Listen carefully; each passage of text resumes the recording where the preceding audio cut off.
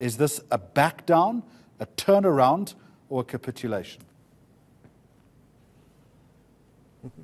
Well, we don't know at this moment, Jeremy. In that statement released by the Democratic Alliance, it quotes Mmusi Maimane as saying that he is declining nomination. This despite weekend reports that it was Mmusi Maimane himself who put himself forward.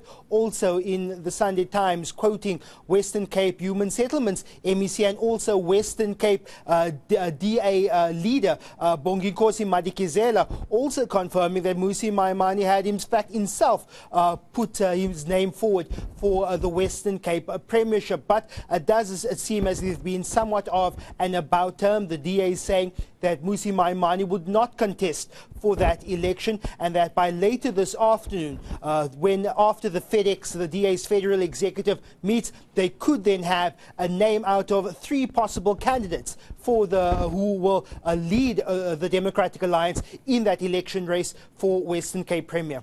Inevitably, Lester, while it's couched in terms like a declining nomination, one's got to assume that within the party itself, among senior leadership, the heat must have been turned on Maimane to not pursue this particular path.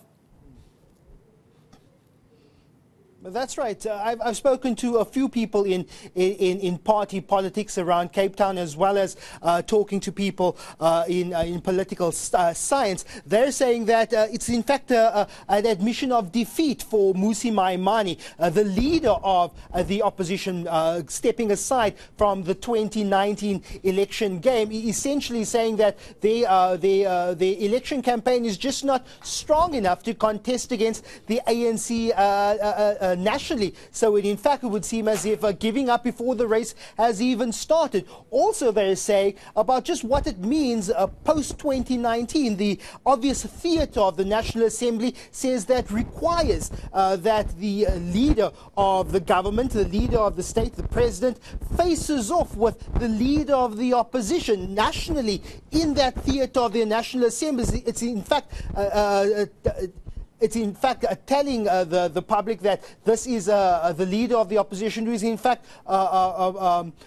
using the theatre of the National Assembly as a dress rehearsal. And they're saying that if him going to the provincial parliament in the Western Cape is in fact splitting the party into, now it has been done before, of course. Sandra Botha, Athol Trollip, Lindiwe Mazibuko have all been leaders of the opposition in parliament, while Helen Zille, the leader of the Democratic Alliance nationally, was the mayor of Cape Town and then the Western Cape Premier. Lester, whether this decision was either strategic or inopportune, and I guess we can debate that for hours, would it within the party itself have weakened Maimane's position? I think there were some people who were terribly disappointed that Mmusi Maimane had put his hand up for the position. I know Bonginkosi Madikizela had in fact been groomed by Helen Zille to take over the role. She is a keen supporter in his camp. She's backed him when he took the reins of the leader of the Democratic Alliance in the Western Cape. So he was essentially expected to be a shoo-in for that position.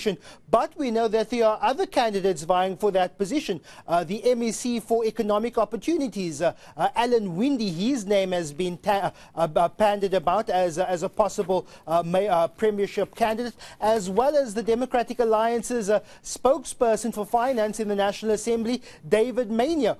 Also apparently his name being touted about as a possible premier candidate. So it would have definitely split the Democratic Alliance, with people who have felt that Bonginkosi Madikizela was the natural successor to Helen Zille in the province, while others would have feel that with Maimane's stature, with his already public appeal, could have made the case for the Democratic Alliance in the Western Cape so much stronger, especially with the ANC in the province believing that they could put up a credible fight in 2019 to take this province back.